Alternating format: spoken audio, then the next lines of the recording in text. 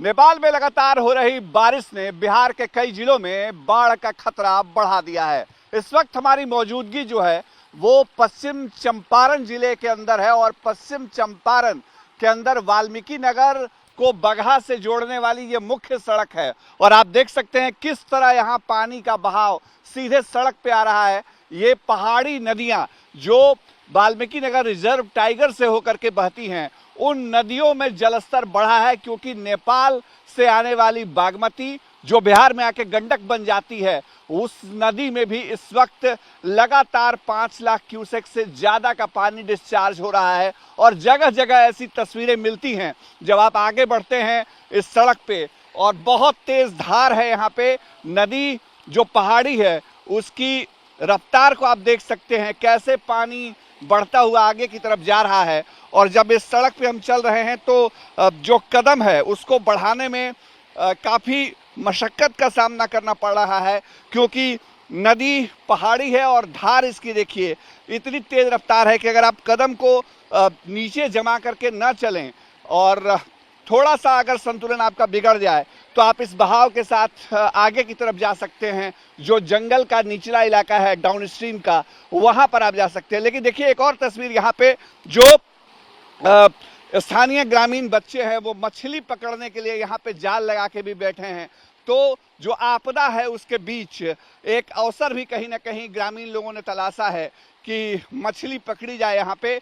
और लगभग हर तरफ यहाँ पर इसी तरह की तस्वीर है क्योंकि बाढ़ जो है वो त्रासदी है बिहार में। नेपाल से जो पानी आता है वो बिहार में हर साल तबाही मचाता है। लेकिन सबसे खास बात ये, हम अपने सहयोगी कैमरा पर्सन नदीम आलम से कहेंगे एक बार थोड़ा पैन करके दिखाएं कि ये मुख्य सड़क है और इस मुख्य सड़क की जो तस्वीर है वो बताने को काफ़ी है कि बिहार एक बार फिर किस तरह की बाढ़ की संकट का सामना कर रहा है।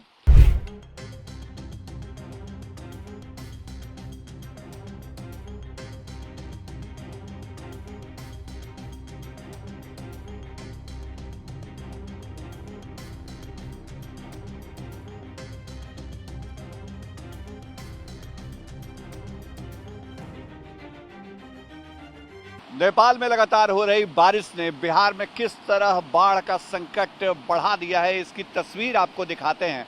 इस वक्त हमारी मौजूदगी पश्चिम चंपारण जिले के वाल्मीकि नगर बैराज पे है और इस बैराज से जो पानी निकलता हुआ आपको दिख रहा है वो दरअसल नेपाल की बागमती नदी का पानी है जो बिहार में आकर गंडक हो जाती है। और इस वक्त गंडक नदी में भारी उफान है, लगभग 5 लाख क्यूसेक पानी डिस्चार्ज हो चुका है। और जो नेपाल के अंदर डिस्चार्ज का लेवल है वो ये बता रहा है कि ये जलस्तर अभी और ज़्यादा बढ़ने वाला है।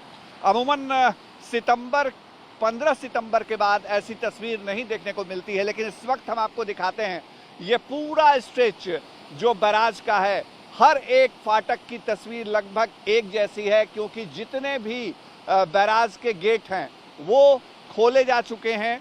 जो अप स्ट्रीम है जहां बागमती का पानी आता है नेपाल से, वहां पर भारी दबाव है। और बैराज की तस्वीर हम अपने सहयोगी कैमरा पर्सन नदीम आलम को कहेंगे एक बार आपको दिखाएं।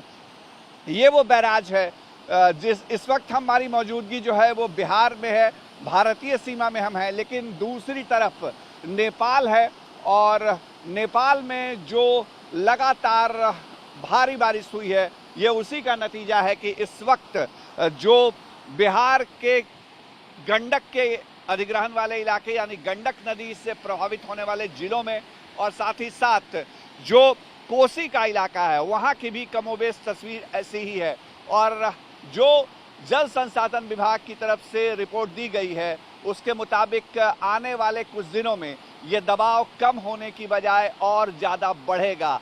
और ये तस्वीर अपने आप में बताती है कि डाउन स्ट्रीम में जो बिहार के अंदर पानी जा रहा है वो पानी कई जिलों में बाढ़ का भीषण संकट लेकर के आ रहा है।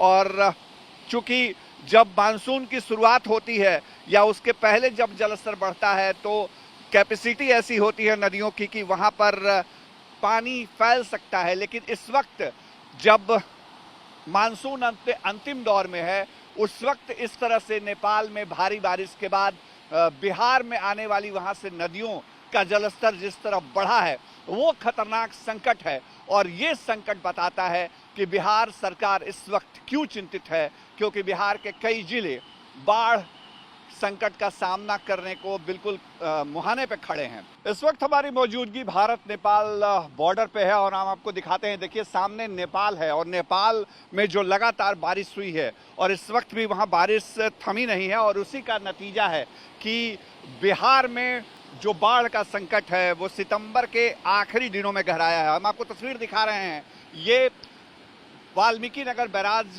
की तस्वीर है जहां तमाम गेट खोले जा चुके हैं और अप स्ट्रीम में लगातार पानी का दबाव है। और ये पानी का दबाव इस तरह है कि लगातार वहां से देखिए ये पानी किस रफ्तार के साथ अप स्ट्रीम से डाउन स्ट्रीम में जा रही है।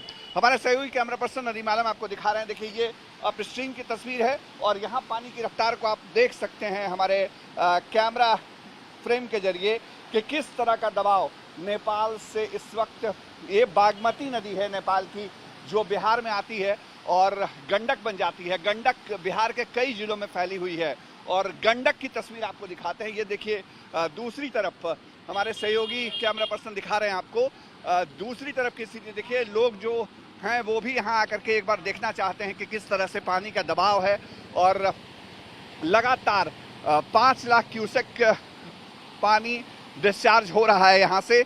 और ये पानी अपने आप में ये बता रहा है कि गंडक जिन इलाकों में बिहार के फैलती है जाकर के, उन इलाकों में किस तरह की तबाही आने वाले दिनों में देखने को मिल सकती है। और यही वजह है कि इस वक्त सरकार, प्रशासन और तमाम वो विभाग महकमे अलर्ट पे हैं जो बाढ़ संकट के लिए कहीं ना कहीं हमेशा मुस्तैद रहते हैं।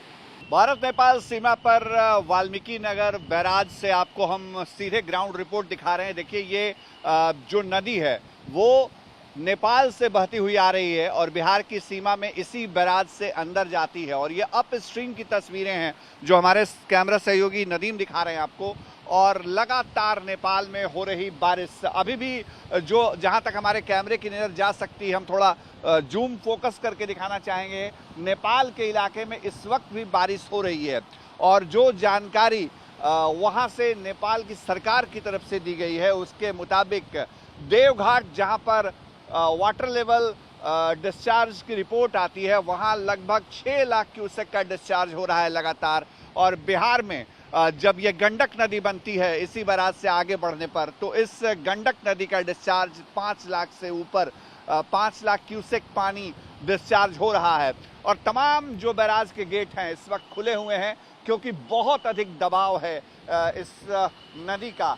और लगभग ये माना जा रहा है कि अगले 2 से 3 दिनों तक इसी तरह की स्थिति यहाँ बनी रह सकती है। लेकिन नेपाल में जो नदियाँ या जिन नदियों के जल अधिग्रहण क्षेत्र में बारिश होती है उनका सीधा असर बिहार पर पड़ता है। और इस वक्त यही वजह है कि बिहार जो है वो एक बार फिर से बाढ़ संकट के मुहाने पर खड़ा है, या यूँ कह लीजिए कि बाढ़ का संकट बिहार में लगातार बना हुआ है। सहयोगी कैमरा पर्सन नदीम आलम के साथ शशि भूषण, आज तक भारत नेपाल बॉर्डर।